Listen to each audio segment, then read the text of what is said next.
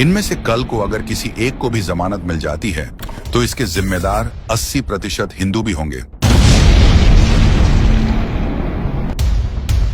क्योंकि जाने अनजाने में हम सभी इनके महंगे वकीलों का खर्च उठाने वाले हैं। और इस बात की जानकारी हिंदुओं को है ही नहीं कि उन्हीं के पैसों से ऐसे कट्टर के लिए महंगे वकीलों की फौज खड़ी की जाती है।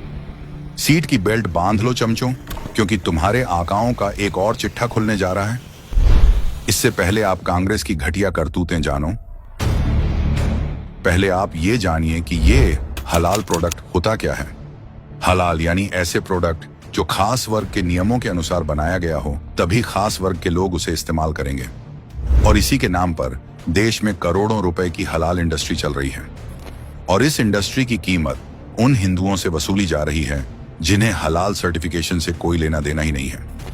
इंदिरा के काल 1974 से पहले भारत में हलाल सर्टिफिकेशन नाम की कोई चीज ही नहीं थी। मतलब कि कांग्रेस के काल में एक नया हलाल बाजार तैयार करने की नींव रखी गई। 1993 तक ये सिर्फ मांस तक सीमित थी, लेकिन उसके बाद तुष्टिकरण के लिए कांग्रेस सरकारों ने और चीजों में इस्तेमाल करने की छूट दे दी। भारत में जमात उलेमा ए हिंद जैसे संस्थान हलाल सर्टिफिकेशन देती है और बदले में कंपनियों से मोटा रकम लेती है। और उन पैसों का इस्तेमाल Kamlesh Tiwari murder case, Mumbai blast, German bakery blast, Ahmedabad blast, 26/11 जैसे आतंकवादी हमलों के मुजरिमों का महंगे वकील दिलवाने के लिए कर चुकी है। ये सब जानने के बावजूद भी 2013 में कांग्रेस के एक नेता ने एक ऐसा कानून बनाया जिसके तहत किसी कंपनी को अगर अपना सामान बाहर एक्सपोर्ट करना है तो हलाल सर्टिफाइड होना चाहिए। कांग्रेस के समय इस हलाल सर्टिफिकेशन को इतना बढ़ावा मिला कि आज कंपनियों के बीच हलाल सर्टिफिकेशन लेने की होड़ मची है। हलाल डेटिंग साइट, कॉस्मेटिक, अपार्टमेंट्स और हलाल स्टॉक्स तक आ गए हैं।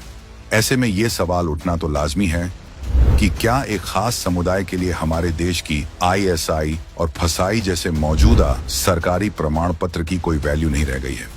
कांग्रेसी कहते हैं देश में सबको बराबर हक मिलना चाहिए, लेकिन एक खास वर्ग के लिए वक्फ बोर्ड बना दिया, हलाल सर्टिफिकेशन का बाजार खोल दिया।